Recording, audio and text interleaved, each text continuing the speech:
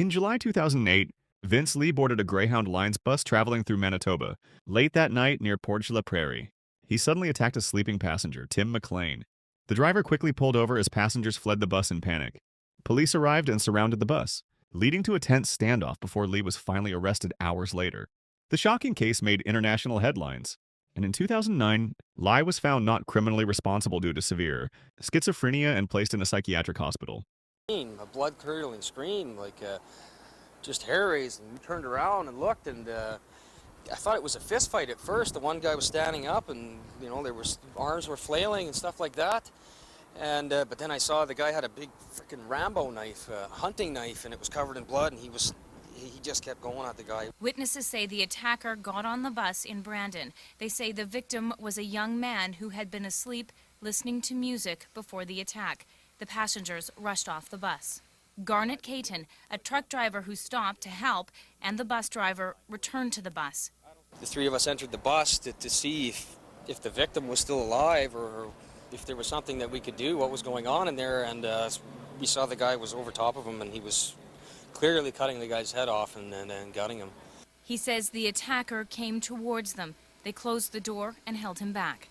That's when he brought the head up, and he came right calmly right towards us with the knife in one hand, the head in the other. And the three of us were just standing there in shock, and he just calmly looked at us with sunglasses on, dropped the head in front of us, like it was no big deal. Passengers could see the attacker through the window. He picks the head up, and he's waving it in the window. I just smoked a cigarette with this man earlier, right? The hit, and he's shaking it back and forth at the window, and it's really intense, right? It's sickening. In 1979, two men named Lawrence Bittaker and Roy Norris terrorized Southern California, driving a stolen van they called the Murder Mac. They kidnapped teenage girls hitchhiking along the coast. The pair brought their victims to remote areas, where they tortured them using tools like pliers, ice picks, and a hammer, items that later gave them the nickname the Toolbox Killers. In one case, they recorded the torture of 16-year-old Shirley Ledford on an audio tape, so horrific that it's still used by the Federal Bureau of Investigation to train agents. After months of murders, Norris confessed and helped police arrest Bittaker. Norris received 45 years to life, while Bittaker was sentenced to death, spending decades on death row until he died in prison in 2019.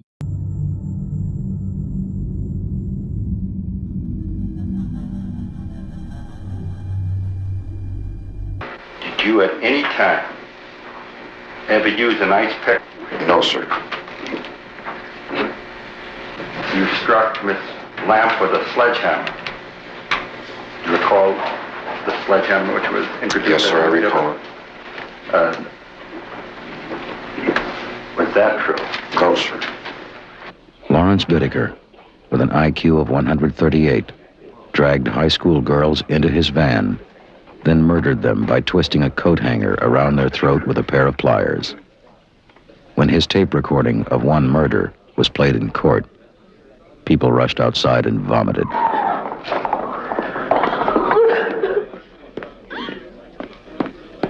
They touched Miss Ledford on the breast with the cold metal pliers. And if you listen to the tape, you'll hear those pliers being replaced in the toolbox a few seconds later. Oh, what did you touch her on the breast for with a pair of pliers? To shock her with the cold metal. For more than 40 years, one of America's most terrifying serial killers lived unnoticed among ordinary families.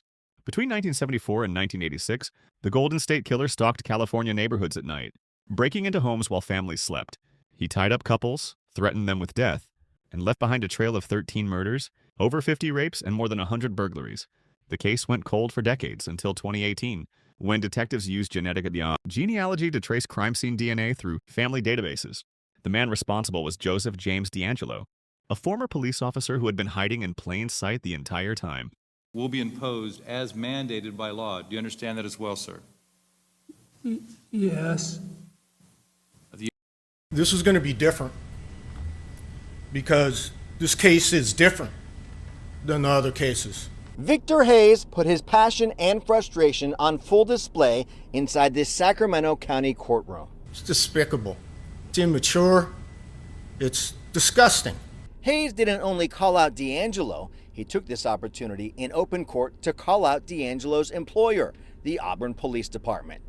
How can his employer not be held responsible for him, for what he did to me and what he did to all these people?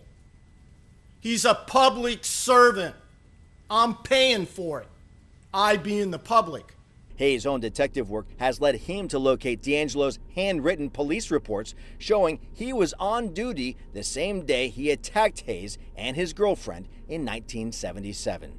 Now, even with a conviction and sentencing days away, Hayes says he is still searching for justice and answers in this East Area Rapist case. There are as many questions or more questions now, and that's the problem, Steve, with this conviction, because the district attorney's office doesn't have to talk about it. It's over with now.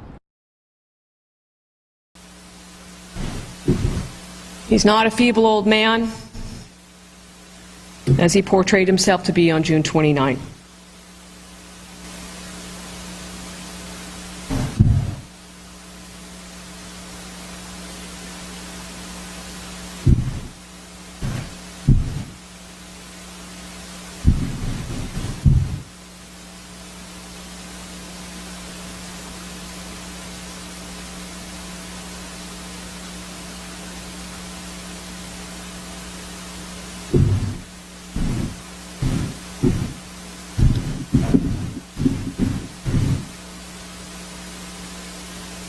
I was up at the swim club and they had a sign saying lock your homes as a prowler in the neighborhood, and a 10-year-old boy came up to me and said, oh, it's not a prowler, it's a rapist. Why don't they say rapist?